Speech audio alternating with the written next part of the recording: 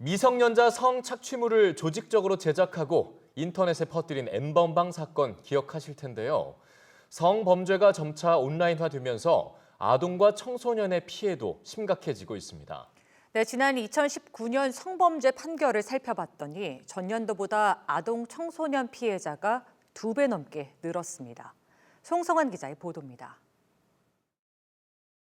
지난해 텔레그램 등을 통해 미성년자의 성착취한 영상을 공유하는 범죄가 알려져 사회에 충격을 줬던 N번방 사건. 이처럼 디지털을 매개로 한 미성년자 대상 성범죄가 심각한 수준인 것으로 나타났습니다.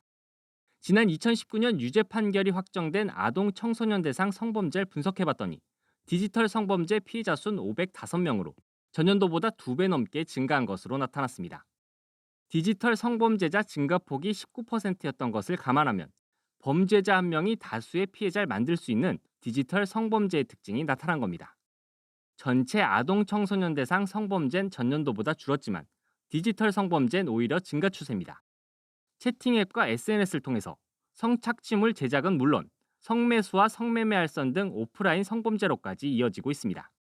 성폭력 피해자 연령도 지속적으로 낮아져 지난 2016년 23.6%였던 13세 미만 피해자가 2019년엔 30.8%까지 증가했습니다.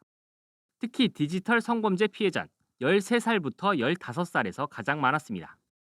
하지만 범죄자 중 절반은 집행유예 선고받아 징역형에 처한 비율은 36.3%에 불과했고 통신매체 이용 음란죄는 집행유예 비율이 62.5%에 달했습니다.